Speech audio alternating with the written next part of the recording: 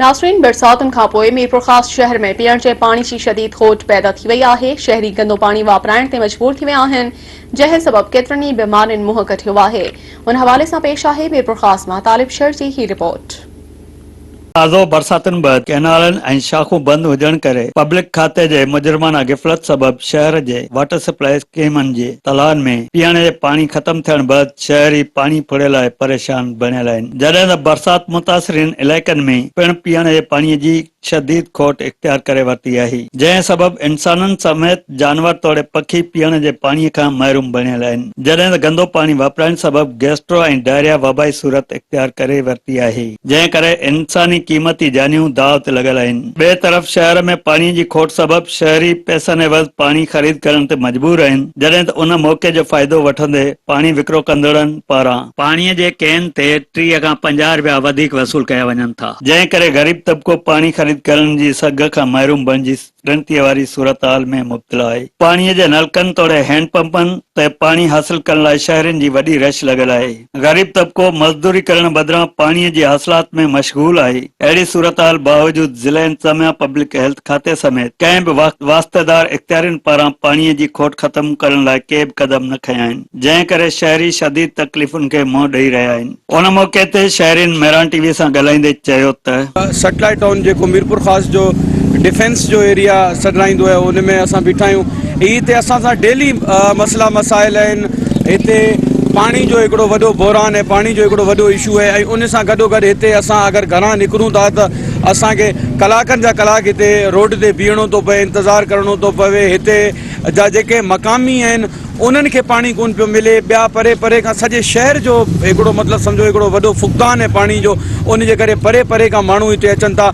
असांजा ॿार जेके आहिनि उहो स्कूल वञण में उन्हनि खे काफ़ी जेको आहे परेशानियूं थियनि पियूं ऐं काफ़ी जेके मसला मसाइल आहिनि उहे शयूं फेस पिया कयूं हिते असां रोज़मर्रा जी ज़िंदगी में। ऐं उन हिसाब सां आउं सम्झां थो की इंतज़ामिया खे हिन जो एक्शन वठणु घुरिजे, तुर्त एक्शन थियणु घुरिजे त हीअ असांजा जेके मसला मसाइल आहिनि हिते असांखे रोड ते ईंदे वेंदे परेशानी थो थिए। असां को माण्हू अगरि असांजो को बीमार आहे उनखे घरां कढे एमरजेंसी में हॉस्पिटल जे लाइ निकिरूं त असांखे कलाक हिते बीहणो थो पए, वेट करिणो थो पए। ऐं उन हिसाब सां डेली हिते जेको आहे असांजो टाइम ज़ाया थो थिए ऐं टाइम सां गॾोगॾु असांखे पाणी जो बि ॾाढो जेको आहे मसइलो आहे। उन हिसाब सां तव्हां ॾिसो पूरे रोड में जेको आहे माण्हू नलका प्राइवेटली लॻाया आहिनि ऐं इहो बि हिकिड़ो वॾो माफ़िया ठहे पियो। इन सभिनी शयुनि खे आउं सम्झां थो इंतज़ामिया खे कंट्रोल करणु घुरिजे। त आओ दिन हिते पाणी जो वॾो मसइलो आहे। असांजो पहिरीं पाणी मसइलो एतिरो मिठो, हींअर घर घर में खारो पाणी आहे। असां पाणी लाइ परेशान आहियूं। ही हितां माफ़िया खां हितां पैसा वठनि था,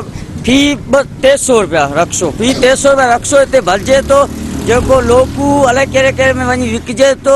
हितां असांजो पाणी चोरी थी होॾे ते वञी विकिणनि। हाणे असां लाइ परेशानी आओ ॾींहुं ही साम्हूं स्कूल आहे, हिते एक्सीडेंट थींदा आहिनि, मासूम ॿार वीचारा वेंदा आहिनि, असांजी माउ भेणूं वेंदियूं आहिनि, हुननि जी बि इज़त ही लोग माण्हू कोन था करनि। लेकिन जितना तंग यहाँ हमें इन रिक्शे वालों ने किया हुआ है ना, इतना कहीं नहीं किया हुआ। इधर एक्सीडेंट भी होते हैं, इधर लड़ाइयाँ भी होती हैं, इधर झगड़े भी होते हैं। उसके बाद पानी घर पे जो आ रहा है तालाब का पानी, वो पीने के लायक नहीं आता।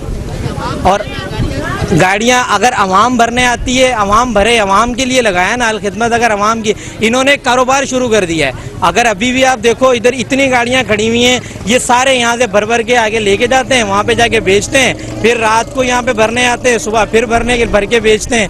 सैटेलाइट टाउन से आए हैं, दरअसल पीछे शहदरी इमाम बारगाह के पास से गटर का पानी आता है, वाटर सप्लाई का जो पानी है, नालियों का कोई वो नहीं है। ये तालाब की सेम का पानी है, लोग सारे यहाँ से भर के जाते हैं, जो भी है बहुत दूर दूर से आते हैं लोग। ज़रूरत इन ॻाल्हि जी आहे त इंतज़ामिया खे घुरिजे त हंगामी बुनियादनि ते आरज़ी फिल्टर प्लांट क़ाइमु करे शहरनि खे पाणीअ जी सप्लाई मुहैया करण समेत बरसात मुतासिर इलाइक़नि में रोज़ जे बुनियाद ते टैंकरनि ज़रिए पाणी पहुचाए रिलीफ मुहैया कयो वञे। कैमरामैन असद चाकी नगर तालिब शहर मेरान टीवी मीरपुर।